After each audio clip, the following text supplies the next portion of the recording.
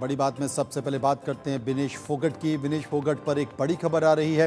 विनेश फोगाट को मिल सकता है सिल्वर मेडल स्पोर्ट कोटे में। विनेश की अपील को क्या स्वीकार किया जाएगा? अपील स्वीकार हो गई है। थोड़ी देर में सिल्वर मेडल देने पर फैसला आ सकता है। ओवरवेट की वजह से, ज्यादा वजन की वजह से विनेश ओलंपिक से बाहर हो गई थी, खेल से बाहर हो गई थी। आपको ये भी बता दें कि विनेश के लिए अपील की गई है और ये अपील की गई है court of arbitration for sports की। जी हाँ, court for arbitration of sports ने ये मांग की है कि उन्हें संयुक्त रूप से सिल्वर मेडल दिया जाए। विनेश ने पहले फाइनल में खेलने की मंशा भी की थी, फिर उन्हें अपील बदली और अपील बदलने के बाद अब उन्होंने संयुक्त रूप से सिल्वर दिए जाने की मांग की गई है। ये बड़ी खबर आपको बता रहे हैं।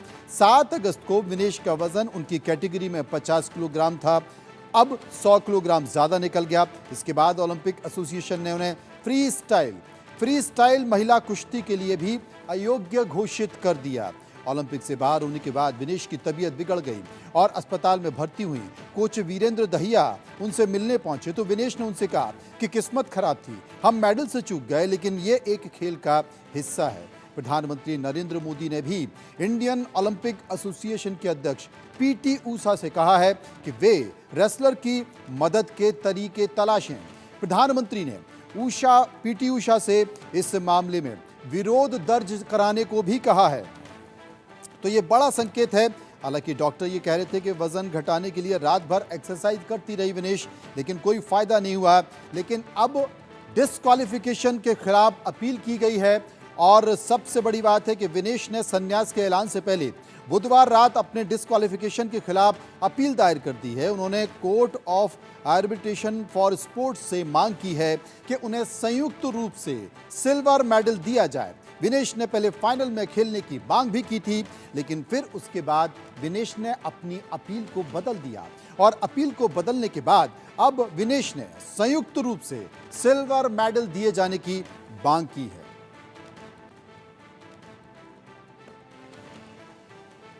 मनोज जोशी इस वक्त हमारे साथ जुड़ गए हैं। मनोज जोशी से अगर विस्तार से बात की जाए तो क्या खबर, क्या संकेत निकल कर आ सकता है? देखिए, court of arbitration of sports जो है एक पुरानी संस्था है और इसको जो है मान्यता जो है पूरी इंडिपेंडेंट बॉडी बन गई थी 90 के दशक में। और तमाम विंटर ओलंपिक से लेकर तमाम जो ओलंपिक खेलों की जो एसोसिएशन हैं उन सब का इनको उनके साथ ये जुड़ी हुई है, उनको इसको मान्यता देते हैं। लेकिन अब सवाल यहाँ सबसे बड़ा यही उठता है कि क्या खेल के नियमों के साथ कोई बदलाव किया जाएगा? कोई भी नियम किसी एक केस के साथ नहीं बदला जाता। जब बदला जाता है तो उसको भविष्य में बदला जाता है। यूनाइटेड वर्ल्ड रेसलिंग तमाम तरह के ऐसे नियमों में बदलाव करता रहा है समय समय पर, लेकिन पर्टिकुलर किसी एक केस के बाद नियम बदल दिया जाए और जो खिलाड़ी को रजत पदक का जो आपने मामला रखा है उसको नियमों के अनदेखी करते हुए दे दिया जाए, ये बात कुछ हजम होती नहीं है। लेकिन जिस तरह से बातें रखी गई हैं, एक सहानुभूतिपूर्वक वो इस बारे में विचार करने के लिए कहा गया है, क्योंकि अगर पूरा मामला देखेंगे ना तो यहाँ पर इस तरह के केस पहले भी हुए हैं, पहले इस तरह के निर्णय कभी बदले बिल्कुल हुए हैं। लेकिन मनोज जोशी साहब, देश के प्रधानमंत्री नरेंद्र मोदी ने जो ओलंपिक एसोसिएशन के प्रमुख है पीटी ऊषा, उनसे कहा है कि आप विरोध दर्ज करिए और अपना विरोध तरीके से दर्ज करिए, महत्वपूर्ण तरीके से दर्ज कराइए और सख्ती इसमें बरतिए। उसके बाद विरोध दर्ज कराया गया। हालांकि अपील दायर की गई और अपील जो दायर की गई है, पहले विनेश ने पहले फाइनल खेलने की मांग की थी, लेकिन उसके बाद फिर अपील बदल दी गई। अब उन्होंने संयुक्त तौर पर सिल्वर मेडल की बात की गई है। आपको क्या लगता है, उम्मीद कोई है? देखिए, व्यक्तिगत तौर पर अगर आप इसको खेल के दायरे से देखेंगे तो बिल्कुल उम्मीद नहीं है, क्योंकि कोई भी खेल जो है नियमों से बंधा होता है और नियमों की अनदेखी करके किसी, चाहे वो प्रधानमंत्री हो या कोई भी हो, अगर अपने इस बारे में कोई हस्तक्षेप करते भी हैं तो उनको इस बात का भरोसा दिलाया जाता है कि आपके खिलाड़ी के साथ ज्यादती नहीं होगी। अगर मान लीजिए ये वजन का मामला ना होता, कुछ और मामला होता और विनेश इनोसेंट होती तो आपकी बात सहानुभूतिपूर्वक सुनी जाती। अब क्या मैसेज आएगा इससे? ठीक है, मैं मानता हूं कि जॉर्डन ब्रो से लेकर जो लीजेंड्स हैं, लेकिन आप मानते हैं कि इसी ओलंपिक में ये जो वजन का है कि हर मैच के बाद आपको करना है, इसी ओलंपिक में ये नियम लागू किया गया, इसके पहले तो ये नहीं था? नहीं, ओलंपिक में ऐसा नियम था, क्योंकि वर्ल्ड चैंपियनशिप में या तो आप वर्ल्ड इस तरह के चैंपियनशिप नियम जी। सारे कॉम्पिटिशन्स में आप करें, ऐसा नहीं था, बिल्कुल मैं ऐसे एग्री करता हूं।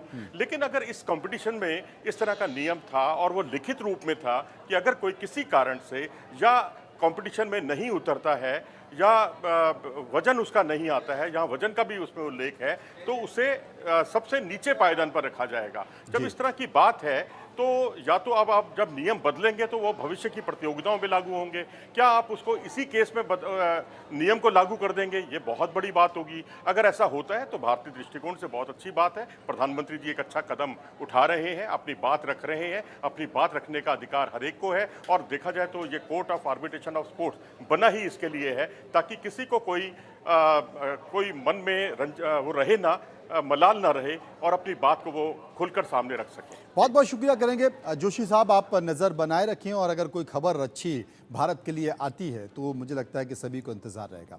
आगे बढ़ते हैं और बात करते हैं बहरेपन की बड़ी बात। जी हाँ, आजकल ईयरफोन, ईयरबड्स और हेडफोन का इस्तेमाल लगभग हर कोई करता है। म्यूज़िक सुनने, वीडियो देखने या फिर कॉल करने के लिए ये डिवाइस हमारे जीवन का एक अहम हिस्सा बन गए हैं। पर क्या आप जानते हैं कि ये शौक आपको बहरा बना सकता है? वर्ल्ड हेल्थ ऑर्गेनाइजेशन यानी कि WHO की इस रिपोर्ट के मुताबिक आने वाले समय में दुनिया भर में 100 करोड़ से ज़्यादा युवा बहरे हो सकते हैं। इसके पीछे की वजह कोई महामारी नहीं है, बल्कि हमारी सुनने की आदतें हैं। WHO की मेक लिसनिंग सेफ गाइडलाइन के अनुसार 2050 तक 12 से 35 साल के बीच के युवाओं में बहरेपन का खतरा सबसे ज़्यादा होगा। इसका मुख्य कारण है ईयरफोन, हेडफोन्स और अन्य ऑडियो डिवाइसों का ज़्यादा समय और ज़्यादा वॉल्यूम पर इस्तेमाल करना। अब सवाल है कि कितना वॉल्यूम सुरक्षित होता है। आमतौर पर पर्सनल ऑडियो डिवाइस में वॉल्यूम का स्तर 75 डेसिबल से 136 डेसिबल तक होता है। डॉक्टर का कहना है कि कानों के लिए 20 से 30 डेसिबल तक वॉल्यूम सुरक्षित रहता है। ये लगभग वही वॉल्यूम है जिस पर दो लोग शांति के साथ बातचीत करते हैं।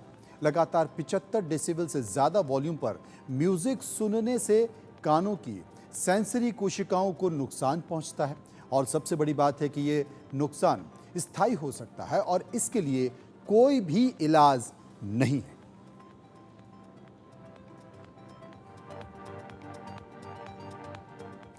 एक और बड़ी खबर, पिछले महीने अमेरिका के अल्जाइमर्स एसोसिएशन की इंटरनेशनल कॉन्फ्रेंस में एक रिसर्च पेश की गई है।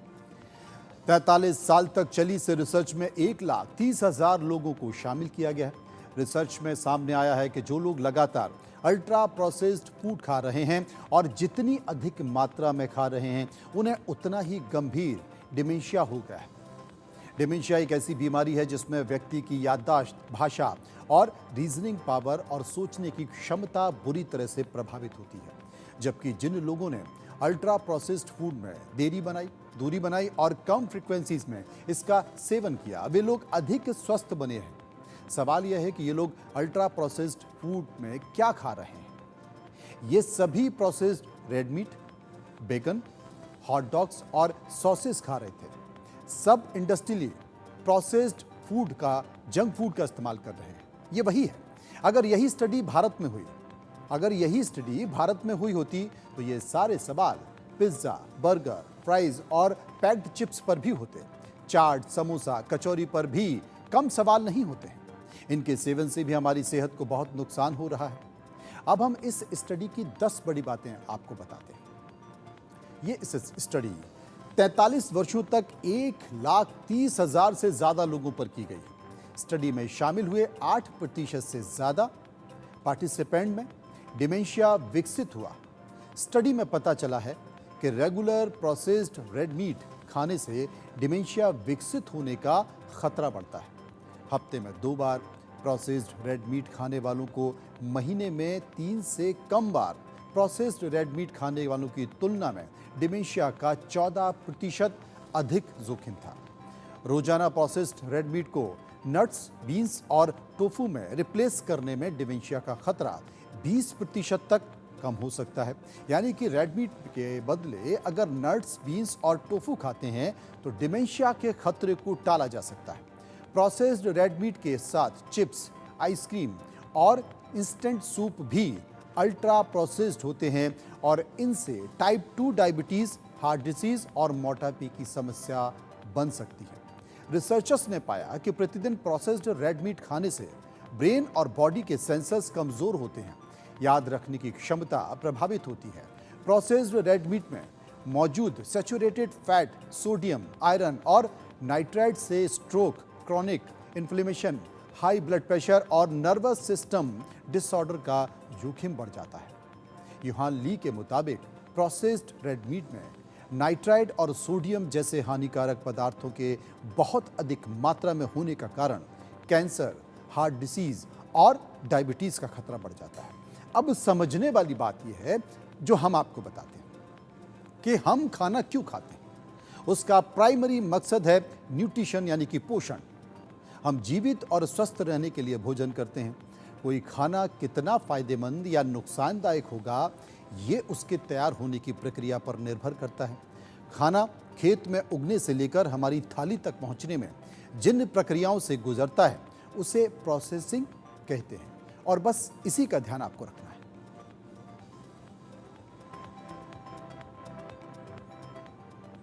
और अब साइबर ठगी की बड़ी बात। टेक्नोलॉजी के इस्तेमाल में जहां लोगों का जीवन काफी सुगम और आसान हो गया है, लेकिन इसके साथ साथ ठगी के तौर तरीके भी बदल गए। आपने अगर किसी के झांसे में आकर अपनी सीक्रेसी किसी के साथ शेयर की है तो लेने के देने पड़ सकते हैं। आयकर विभाग ने इनकम टैक्स रिफंड से जुड़े स्कैम को लेकर अलर्ट जारी किया है। करदाताओं को सतर्क रहने की सलाह दी है। इनकम टैक्स रिटर्न फाइल करने के बाद लाखों करदाता रिफंड का इंतजार कर रहे हैं, जिसका फायदा स्कैमर्स ने उठाना शुरू कर दिया है। कई टैक्स पेयर्स को मोबाइल पर इनकम टैक्स रिफंड ड्यू से संबंधित मैसेज आ रहे हैं। ऐसे मैसेज को लेकर आयकर विभाग ने अलर्ट जारी किया है। साइबर सेल ने आईटीआर रिफंड से जुड़े एसएमएस को लेकर चेतावनी दी है। इनकम टैक्स रिफंड ड्यूज को लेकर सोशल मीडिया पर भी मैसेज वायरल हो रहे हैं, जबकि आयकर विभाग ऐसे किसी तरह के मैसेज को नहीं भेजता है।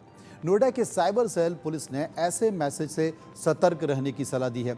मैसेज में अकाउंट में आने वाले इनकम टैक्स रिफंड अप्रूव होने की बात कही जाती है।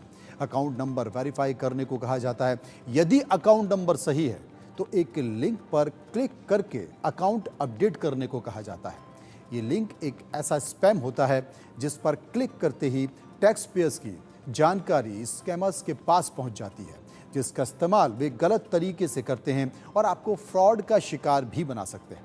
स्कैम से बचने के लिए आयकर विभाग ने कुछ तरीका बताया है। लोगों को आगाह करते हुए इनकम टैक्स डिपार्टमेंट ने कहा है कि विभाग की ओर से कोई भी पॉपअप्स मैसेज नहीं भेजे जाते और ना ही तुरंत भुगतान के लिए आयकर विभाग कॉल करता है। यदि आपके फ़ोन में संदिग्ध मैसेज या कॉल आए तो तुरंत इसकी शिकायत करें। इन पर बिल्कुल भी भरोसा ना करें। टैक्स पेयर्स ऐसे कॉल या मैसेज के बारे में incometaxindia.gov.in पर रिपोर्ट कर सकते हैं। अब आपको बताते हैं कि रिफंड स्टेटस कैसे चेक करें, जो काफ़ी आसान है। आप घर बैठे बड़ी ही आसानी से इनकम टैक्स रिफंड का प्रोसेस ट्रैक कर सकते हैं। इसके लिए incometax.gov.in पर आयकर ई फाइलिंग पोर्टल पर जाएं, अपने आईडी और पासवर्ड से लॉगिन करें। ई फाइल के टैब पर जाकर आयकर रिटर्न और फाइल किए गए रिटर्न पर क्लिक करें और फिर चुने गए आकलन वर्ष के रिफंड स्टेटस को जांच लें।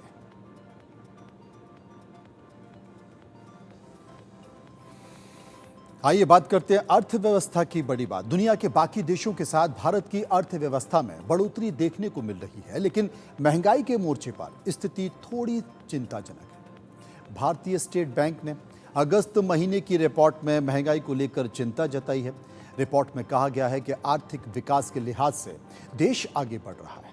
तिमाही के मुकाबले अर्थव्यवस्था में बढ़ोतरी देखने को मिल रही है, लेकिन खाने पीने और ज़रूरी सामान की महंगाई के मामले में भारत दक्षिणी अफ्रीका के साथ रूस के बाद दूसरे नंबर पर है। भविष्य में भी महंगाई की स्थिति मानसून की बारिश पर निर्भर करेगी, लेकिन चिंता की बात यह है कि अभी तक कुछ राज्यों में अच्छी बारिश हुई तो कुछ राज्यों में सामान्य से काफ़ी कम। रिपोर्ट से पता चला है कि इस बार देश भर में खरीफ की बुआई अच्छी रही है। बीते साल के मुकाबले खरीफ फसल की बुआई का क्षेत्रफल करीब 3% तक बढ़ गया है। बीते वर्ष खरीफ सीजन में 879.2 लाख हेक्टेयर में धान, गन्ना, कपास, दालें, जूट समेत अन्य फसलों की बुआई की गई, जो इस बार बढ़कर 904.6 लाख हेक्टेयर हो गई है। इस तरह खरीफ फसलों की बुआई इस बार करीब 2.9% का इजाफा हुआ है। लेकिन बड़ा सवाल है कि फसलों की पैदावार कैसे होगी। ये काफ़ी हद तक बारिश पर निर्भर करेगा, क्योंकि हरियाणा, पंजाब जैसे कृषि प्रधान प्रदेशों में बीते साल के मुकाबले सामान्य से कम बारिश हुई है, जिसमें पैदावार पर असर पड़ सकता है। हालांकि अभी मानसून के 2 से ढाई महीने बाकी हैं। अगर बारिश अच्छी रहती है तो पैदावार में सुधार होगा, जिससे महंगाई को नियंत्रित करने में मदद मिलेगी। वहीं कुछ राज्यों में फसलों का रकबा घट गया है। भविष्य के लिहाज से देखा गया तो खरीफ बुआई में कुछ राज्यों में फसलों की बुआई का क्षेत्रफल कम हो गया है। 2 अगस्त तक पश्चिम बंगाल, बिहार, उड़ीसा, असम, आंध्र प्रदेश में जूट की बुआई 9% से ज़्यादा घट गई है, जबकि महाराष्ट्र, गुजरात, तेलंगाना, राजस्थान और कर्नाटक में कपास की बुआई में करीब 8% से ज़्यादा की कमी दर्ज की गई है।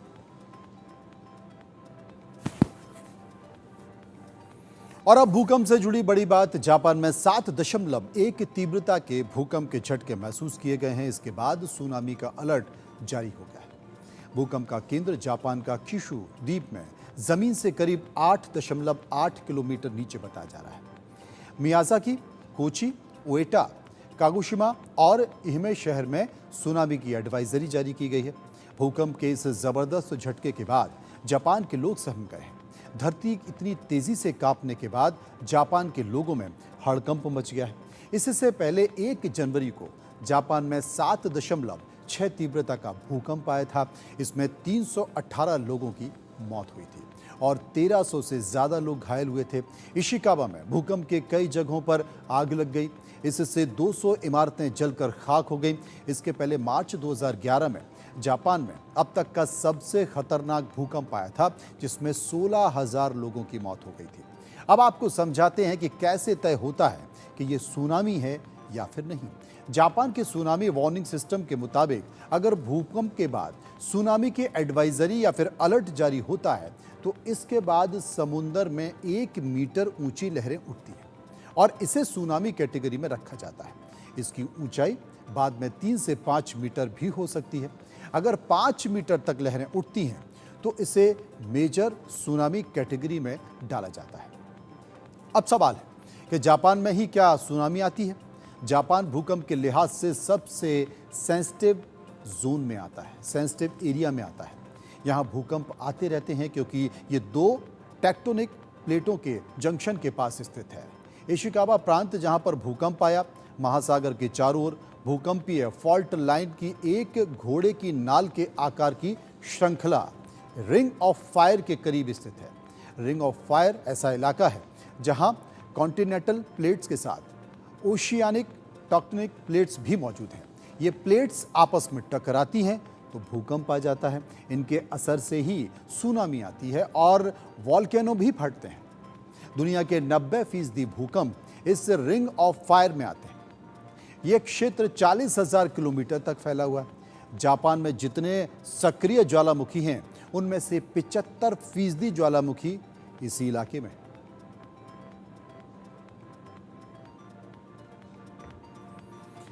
बड़े हिमखंड की बड़ी बात। दुनिया में हैरान करने वाली चीजों की भरमार है। समुद्र तो वैसे भी रहस्यों से भरा हुआ है।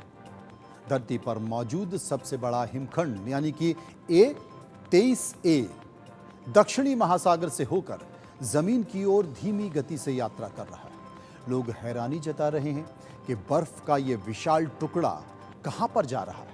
रास्ते में जिन स्थानों से इसका सामना होना है उनके लिए इसका क्या अर्थ हो सकता है। जैसा कि पहले बताया गया, A23A साल 2018 में अंटार्कटिका में आसन सी आइस शेल्फ की अलग हो गया और उस समय A23A दक्षिणी महासागर के विस्तार से बहते हुए एक अनोखी यात्रा पर निकल गया। इसका विशाल आकार उल्लेखनीय है। ये आकार में भारत के एक प्रदेश हरियाणा से थोड़ा सा बड़ा है। दुनिया के सबसे बड़े हिमखंड A23A के आकार प्रकार ने दुनिया भर के वैज्ञानिकों को हैरान कर दिया है। सैटेलाइट से मापने पर पता चला है कि इस हिमखंड की औसत मोटाई 280 मीटर यानी कि 920 फीट से ज्यादा है। फ्रांस का एफिल टावर इससे बस 20 मीटर ही ऊंचा है। इसका आकार 3,900 वर्ग किलोमीटर का है। चौंक गए ना आप? हरियाणा का आकार कितना है? हरियाणा का आकार है 44,212 वर्ग किलोमीटर। सूत्रों के मुताबिक कई महीनों से ये अंटार्कटिका के ठीक उत्तर में घूम रहा है, जबकि वास्तव में इसे पृथ्वी की सबसे शक्तिशाली समुद्री धारा के साथ दौड़ना चाहिए। वैज्ञानिकों का कहना है कि जमे हुए ब्लॉक को पानी के इस विशाल घूमते सिलेंडर के ऊपर कैद किया गया है।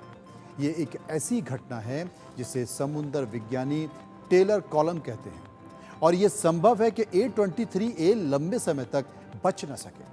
पोलर एक्सपर्ट प्रोफेसर मार्क ब्रिडन ने कहा है कि आमतौर पर आप हिमखंडों को क्षणिक चीजें मानते हैं, वे छोटे छोटे हो जाते हैं और पिघल जाते हैं, लेकिन ये नहीं हुआ है।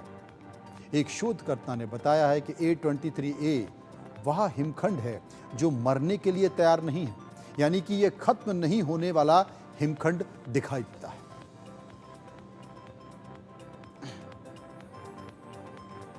बांग्लादेश में सरकार बनने की बड़ी बात। थोड़ी देर में बांग्लादेश में अंतरिम सरकार बनने जा रही है। नोबेल विजेता मोहम्मद यूनुस बांग्लादेश की अंतरिम सरकार के मुखिया होंगे। ऐसे में जानते हैं कि बांग्लादेश की सत्ता से शेख हसीना का जाना भारत के लिए कितना बड़ा झटका हो सकता है। इस बात की शायद किसी ने कल्पना भी नहीं की होगी कि 15 साल से सत्ता में रहने वाली प्रधानमंत्री को इस तरह से अपना देश छोड़कर भागना पड़ेगा। सोमवार को शेख हसीना ने पहले तो प्रधानमंत्री पद से इस्तीफा दिया और फिर बांग्लादेश भी छोड़ दिया। बांग्लादेश के इतिहास में यह पहली बार है जब किसी प्रधानमंत्री को सत्ता गंवाने के बाद देश छोड़ना पड़ा है। यह हैरान इसलिए भी करता है क्योंकि इसी साल जनवरी में हुए चुनाव में शेख हसीना की पार्टी आवामी लीग ने 2/3 से ज्यादा सीटें जीती थी। वो लगातार चौथी बार प्रधानमंत्री चुनी गई थी, लेकिन 7 महीने के भीतर ही उन्हें अपना देश छोड़कर भागना पड़ा। कुछ देर बाद बांग्लादेश में अंतरिम सरकार की शपथ होगी। इस सरकार के मुखिया मोहम्मद यूनुस होंगे। मोहम्मद यूनुस के साथ साथ 15 और सदस्य भी शपथ लेंगे। अगले कुछ महीनों में बांग्लादेश में फिर चुनाव होंगे। फिलहाल शेख हसीना भारत में है। बताया जा रहा है कि कुछ दिन में शेख हसीना यूरोप के किसी देश में शरण ले सकती हैं। खैर, बांग्लादेश में जिस तरह से हालात हैं उसका भारत पर भी असर पड़ने की संभावना बनी हुई है। भारत के पड़ोसी मुल्कों में बांग्लादेश ही अब तक ऐसा देश था जहां न सिर्फ राजनीतिक स्थिरता थी बल्कि भारत से रिश्ते भी बेहतर थे।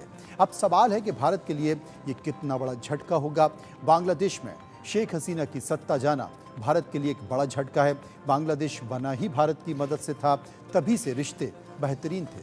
पिछले साल G20 समिट में भारत ने बांग्लादेश को स्पेशल गेस्ट के तौर पर बुलाया, लेकिन अब शेख हसीना का सत्ता में ना होना भारत के लिए मुश्किल पैदा कर सकता है।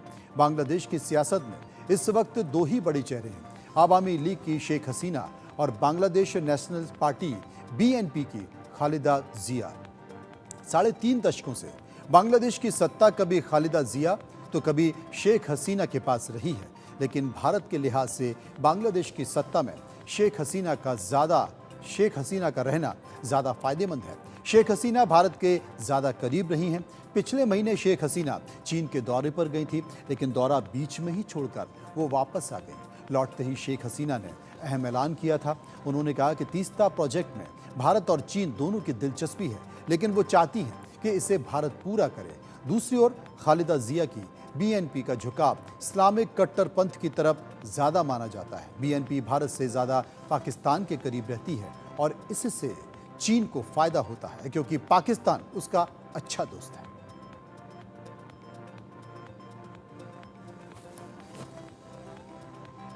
कई बार आपने देखा होगा कि गांव की पतली गली मोहल्ले में आग लगती है तो फायर टेंडर नहीं पहुंच पाते, जिसके कारण आम जन को भी भारी नुकसान झेलना पड़ता है। वहीं हम बात नोएडा के कई सेक्टर और सोसाइटी की करें तो बहुत ही वहां पतली गलियां हैं जहां आग की घटना के समय कोई फायर टेंडर नहीं पहुंच पाता है। इसी को देखते हुए फिलहाल अग्निशमन विभाग ने 4 फायर बाइक को शामिल किया है। अधिकारियों का दावा है कि मलिन बस्तियों और पतली गली में ये बाइक जाकर आसानी से आग की घटना पर काबू पा सकती है। गौतम बुद्ध नगर के chief fire officer Pradeep Kumar से हमने इस बारे में बात की। उन्होंने बताया कि इन इलाकों के लिए फिलहाल 4 फायर बाइक को शामिल किया गया है, जो मलिन बस्ती और पतली गली वाले इलाके में जा सकते हैं। खासकर गांव और कोई सोसाइटी जब कहीं आग की घटना होती है तो इस बाइक पर सवार होकर कर्मचारी मौके पर पहुंचेंगे और आग की छोटी मोटी घटनाओं पर काबू पा लेंगे।